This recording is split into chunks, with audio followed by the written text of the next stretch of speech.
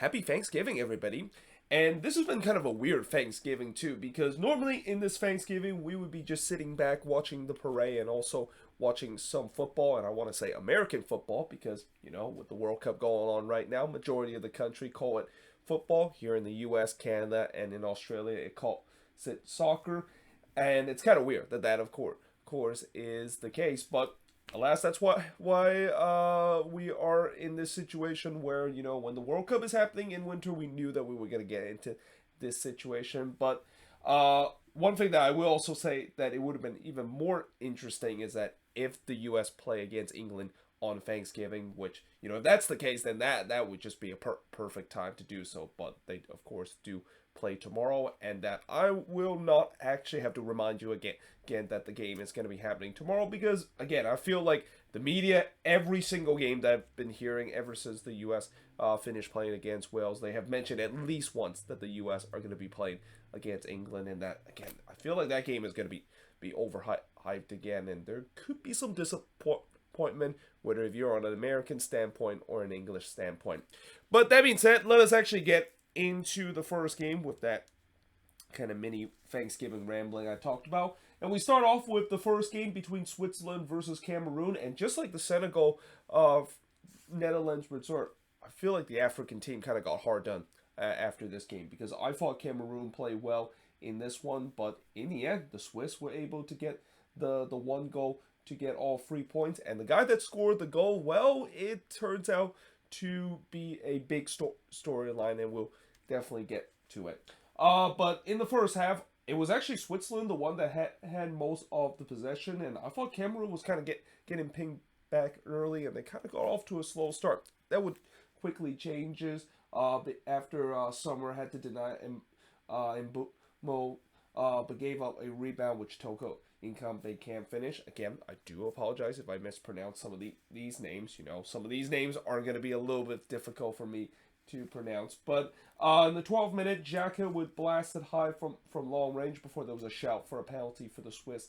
But it not only was not given, but the flag, of course, came offside. So we would never know if that, of course, is a penalty, not because the flag came up before there was a potential shout for a penalty from the Swiss. Choupo-Moting then went through on goal, but he was denied by Summer, and the flag was also went up there. And I thought there was a furious chances for both of these teams. Like, both of these teams were looking to try to get the opening goal. Five with that had a long range effort that goes wide for Cameroon before Summer with denied Hongala from close. And again, Cameroon, they started to kind of control this game, and Switzerland, they were getting pinned back, and that it feels like the African team was looking to be the most likely one to get the opening goal. Though Ivaldi did pulls it just wide from the corner before Choupo-Moting had another good look at it, but it's blocked away from a corner. I believe in that moment he kind of took an extra touch there, and I feel like he didn't need to do so. He could have just hit that one first time.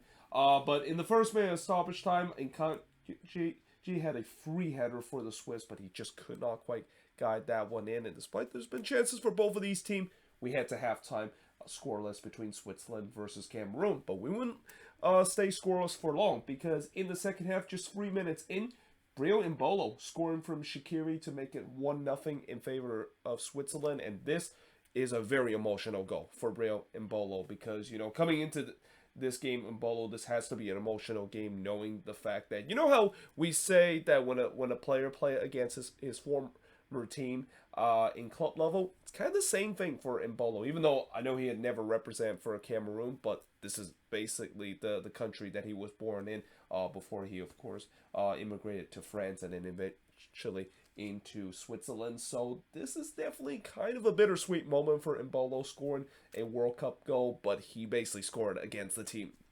that he of course was born in. They even mentioned throughout the broadcast that he still go back to Cameroon to visit family. So it's definitely not a big surprise that Mbolo he did not celebrate. I mean, he basically was kind of a little bit emotional, because again, it feels not only bittersweet, but it just kind of feels odd with the way that, yeah, you score a big goal for your country, but then at the same time, deep in your heart, your true country and where you're actually born is basically the team that you just score on. So yeah, but that gives Switzerland a 1-0 lead. Nkulo did try to get one back for Cameroon, but Sommer was able to punch that one away as Nkulo was about to head that one in.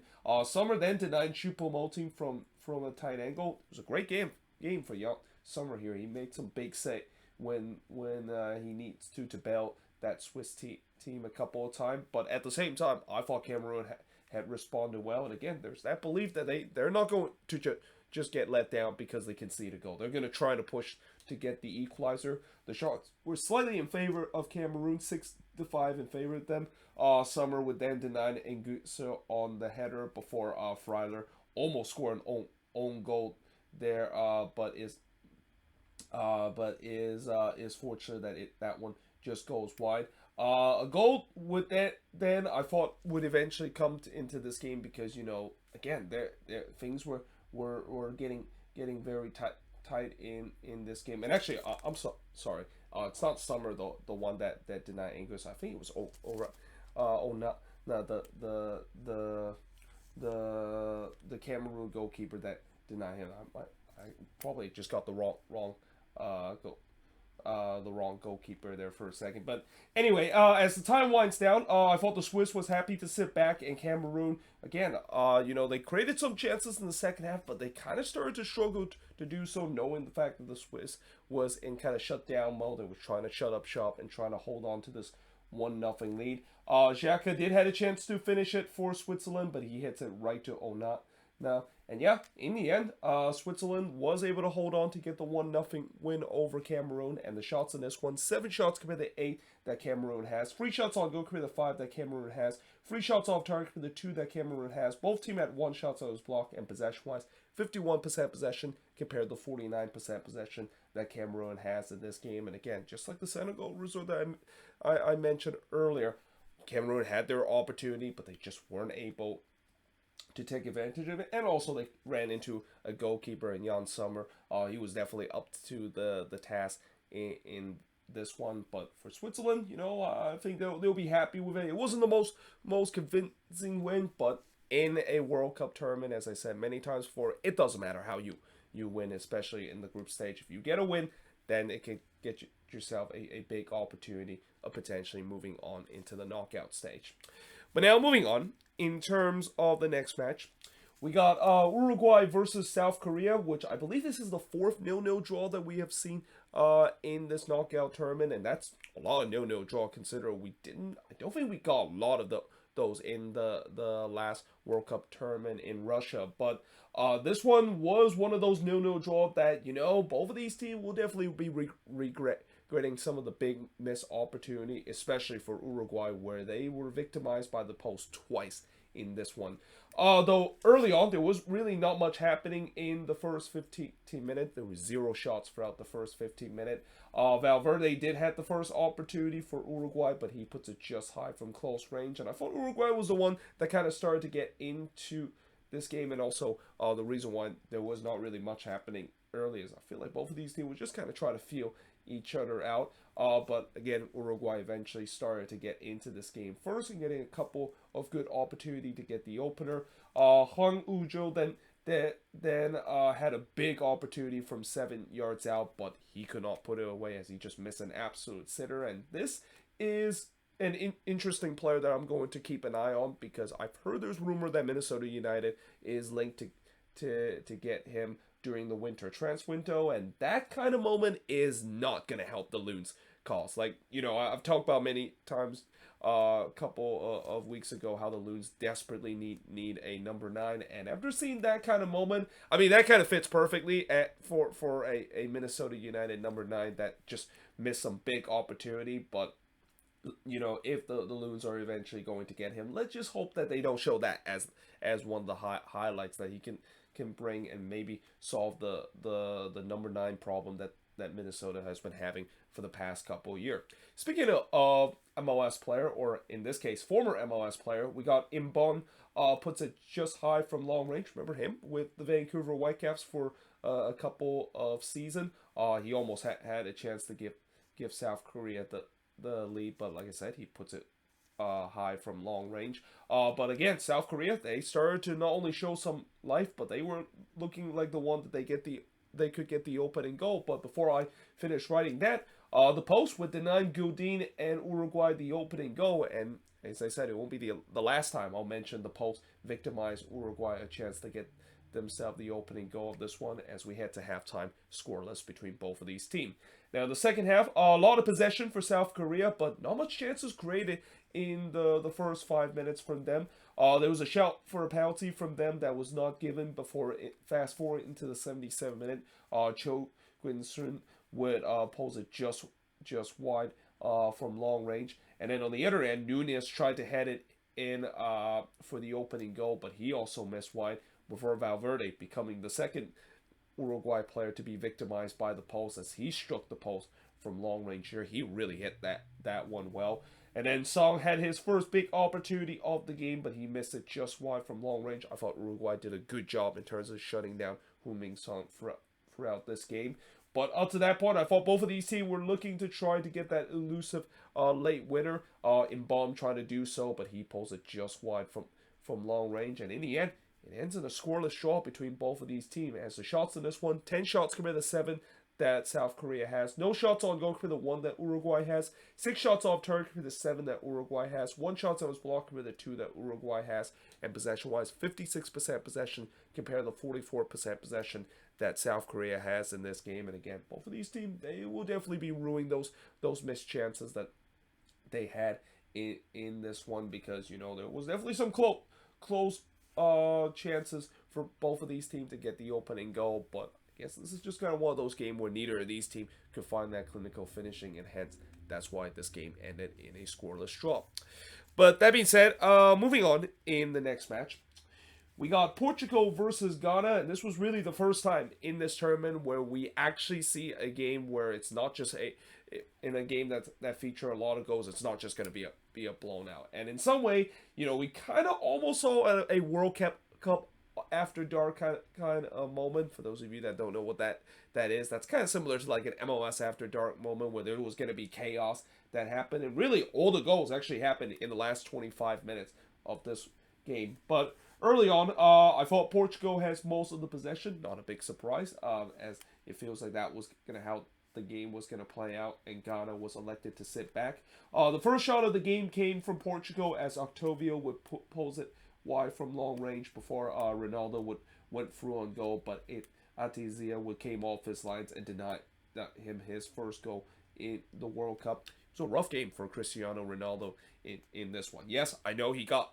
the goal and he drew a penalty, which we'll definitely talk about in just a bit, how maybe that probably shouldn't have been a penalty. But yeah, it was not really a good game for him in this one, though he had a chance in the 13th minute as he was trying to hit it in the back post, but he puts it wide. And Portugal, again, they were pressing early for the opening goal. They were leading the shots 4-0 in favor of themselves, and it looked like they did get the opening goal in the 30th minute, and it looks like CR7 opened his World Cup goal scoring account as he puts it in the 30th minute. The problem is he committed a foul to do so, and yeah, that of course is rightfully disallowed, and we do remain scoreless heading to near the end of the first half. In fact, that actually would be the scoreline as we head into the second half. Now, in the second half, I thought Ghana started to be a little bit more positive going forward, because for the majority of the first half, they were just pinned back. Like I guess that they're trying to use the same formula that Japan decided to use, which is, you know, trying to sit back early, trying to absorb as much pressure, and then really go for it in the last 25 minutes. But here they kind of started to look more positive, started to take a little bit more risk. Kudos had a chance for Ghana. In fact, that was the first chance for them, but he puts it wide from long range. The shots were 7-2 in favor of Portugal up to that point, but Ghana had both of the shots up to that point in terms of the second half of this game. But then a penalty was given to Portugal as Ronaldo was brought down by Salish there. And again, as what I said a moment ago, I don't think this was a penalty. I think this was incredibly soft, but nevertheless, it was given the penalty, and you know who's going to step up for the penalty. It's CR7. He puts it into the back of the net to give Portugal a 1-0 lead. Though Ghana, to their credit, they looked for an instant response. Party tried to do so there, but he puts it high from long range before Kudus drills one right to Costa. But then in the 73rd minute, Ghana did get the equalizer. It's Andre Ayew that gets the equalizer for Ghana in this one, and you just kind of had a sense, oh, well, here we go. Are we in for another upset? Because this looks very similar to the Germany and Japan game where, Germany got the penalty goal, but then Japan strike two, and it feels like this is the same thing. Portugal got the penalty goal. Ghana looks like they're going to strike two, right? Well, no, because in the 77th minute, João Felix would score from Fernandes to retake the lead for the Portuguese before just 2 minutes later they would make it 3-1 as Rafael Leao would score from Bruno Fernandes to make it 3-1 in favor of Portugal, and then it was almost 4-1 in favor of Portugal as CR7 was clean on goal there, but he was denied by Atuzzi as the flag went up. But then in the 89th minute, Bakari would score to make this one a 3-2 game, and all of a sudden, we have ourselves a game again, and especially with this World Cup where, we know there's going to be a ton of stoppage time because, FIFA, they tends to love to add some extra drama late in the game and also add a lot of those stoppage, whether it's goal celebration or injury, and part of the stoppage time. You knew that Ghana had an opportunity, and hence that's why I could also resist that say, oh, are we going to have some World Cup after dark at a moment, because that was like the 5th goal that has been scored in just the last 24 minutes of play. Though we did have some coming together in the 90th minute, which does not favor for Ghana. And again, when you're in that situation for Ghana and you're kind of running out of time, you cannot get into a bit of a scuffle with Portugal. That is exactly what Portugal want to do. They want to create a little bit of a scuffle, trying to frustrate Ghana and trying to slow down any momentum that Ghana might have had. Though Bakari did try to get that equalizer with a little bit of a shot cross there, but that one just goes high there, and in the end, Portugal was able to hang on to win 3-2 in this one. As the shots in this one, 11 shots created, 9 that Ghana has, 5 shots on goal created, 3 that Ghana has, 5 shots off target created, 3 that Portugal has, 1 shot that was blocked created, 3 that Portugal has, and possession-wise, 62% possession compared to 38% possession that Ghana has in this game. So Ghana, they came close in terms of coming back from this one, but in the end, Portugal, they just survive here. And I feel like if it wasn't for that low scrimmage that we had, who knows, maybe Ghana would have really put the pressure, because you can definitely sense that they kind of had that momentum, but again, that scrimmage really kind of just slowed the game down a little bit, and that really in some way kind of killed some momentum that Ghana might have had heading into stoppage time. But that being said, moving on into the last game of today's World Cup group stage action is Brazil versus Serbia, and the scoreline doesn't indicate the fact that this probably could have been more uglier if it wasn't for the Serbian goalkeeper Milinkovic-Savic making some incredible save in this one. Like, honestly, I really do feel bad for him in this one, because he basically was standing on his head as long as possible, but in the end, he just kind of got hung out to dry by his defense, and also the fact that the Brazilian quality, which again, there's a reason why Brazil is considered one of the favorites, if not the favorites, coming into this tournament, and they show everybody why that is the case in this one.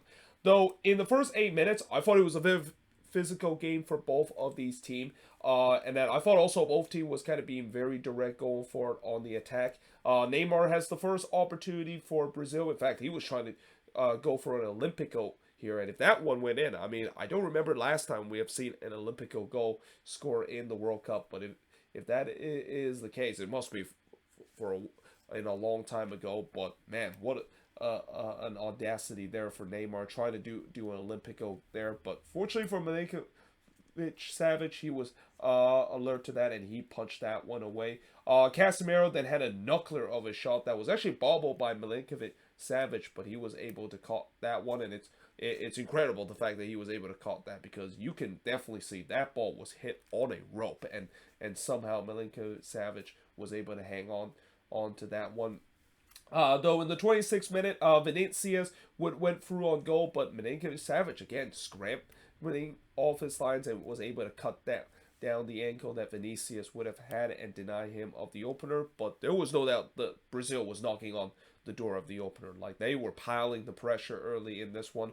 Rafinha had a chance to do so, but he drills one right to Milinkovic-Savic, and then Vinicius would puts it wide after Milinkovic actually got pickpocket for Serbia. So here you are, Serbia, you're basically second best in this game. You're basically getting outplayed. That is probably the last thing you want to do. Just give an easy turnover for Brazil to work on the other end, and they almost made to pay for that. But we do head to halftime scoreless in this one. And speaking of bad mistake, in the second half, just 1 minute into the second half, and I talk about how Milinkovic-Savic had a great game in this one. Well, this was almost the one moment that may have neglected his great game, because he did rob Rafinha here. He kind of make amends of it because he literally passed this ball right to him there, and he is very fortunate that he redeemed himself by making a big save. Neymar then had a 22-yard free kick that was blocked off the wall. Again, this was kind of similar to the Messi free kick, where there was a lot of anticipation. There was a lot of build-up that maybe this was going to go in, and as it is the case for most of the time, it kind of become anticlimactic, and that one blocked off the wall. But again, the pressure was still unrelentless from Brazil, and really, the only reason why this is still 0-0 is Milinkovic-Savic. Like, if the Serbian goalkeeper wasn't having a prime Manuel Neuer kind of performance, this game could have easily been 2 or 3-0 in favor of Brazil right now. Neymar then pulls it wide there after he kind of slipped near the penalty spot before Alexandro struck the post from a long range, and you can definitely hear that one rattle the post, because he hit that one very hard from long range and it smacked that post there. And then Vinicius tried to curl one in, but he puts that one high there. But the end of the 63rd minute, finally all that pressure that Brazil has been building up has paid off, and it's Richarlison, the one that gets the opening goal for Brazil to give them a 1-0 lead. Won't be the last time that he will get on the score sheet in this one. But in the 66th minute, Vinicius went through on goal, but unfortunately he just kind of got caught in the turf monster there and pulls that one way wide. Pavicevic then hits it high, as that was really Serbia's second shot in this one. Like, they were just getting dominant in this one, but they had a chance there to get the equalizer, and they even had another opportunity in the 71st minute, as there was a scramble in the Brazilian box after Serbia was trying to put the ball in from the corner, and that resulted in Lazovic blasted into the stands. And again, with just a 1-goal lead, even though as much as Brazil has dominated in this game, they probably saw some of these other games that turns out to be upset, and most specifically their rival Argentina, after they hold on to the lead for 1-0, but they weren't able to put away their chances. You're wondering, is that going to be the same case for Brazil? Well, turns out that was not going to be the case, because in the 73rd minute, Richarlison basically puts this one on ice, as he scored here for Vinicius to make it 2-0 in favor of Brazil. And this goal is definitely going to be in early contention for goal of the tournament. I mean, what a overhead scissor kick this was from Richarlison, and the fact that he kind of bring this one down and then try for the overhead scissor kick. It's very similar to the one that I've seen Darlington Nagbe does in MLS. But here, I mean, you could say that this was even more impressive with the way that how he kind of hits that one in the scissor kick. And like I said, it's definitely going to be an early contention, and if not, maybe be the goal of the tournament. But yeah, that gave Brazil a 2-0 lead. Casemiro then fired a rocket that struck the post, and Brazil, they were showing no mercy, because they've seen what has happened to other teams that are heavy favorites that give ups lately. They want to just make sure, and also they want to help their goal differential too. Milinkovic-Savic then denied Rodrigo from close range before he denied Fred from close, and despite giving 2 goals, Milinkovic-Savic, he was not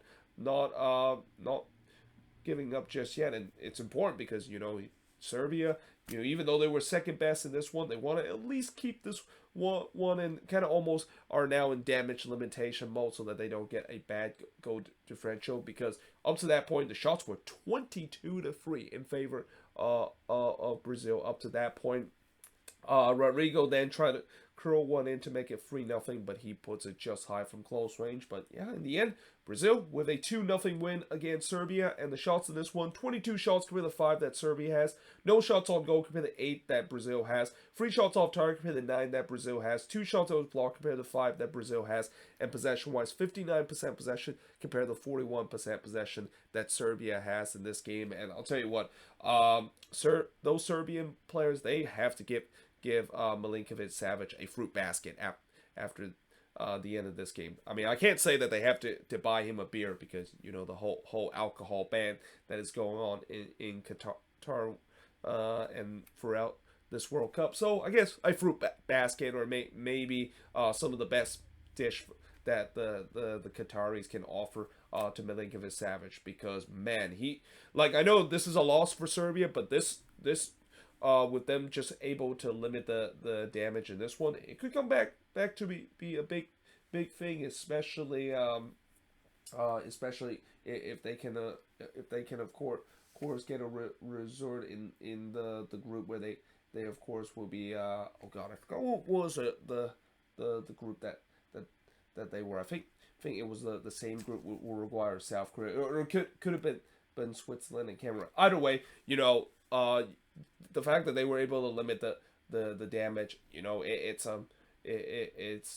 something that they you know, they're not going to be proud of this performance, but the fact that they've been able to limit the damage and not just getting absolutely blown out the door like what we've seen other teams, it could be a huge thing. But when you look at Brazil, again, this is a game that, you know, they'll be a little bit disappointed that they didn't score more to help their goal differential.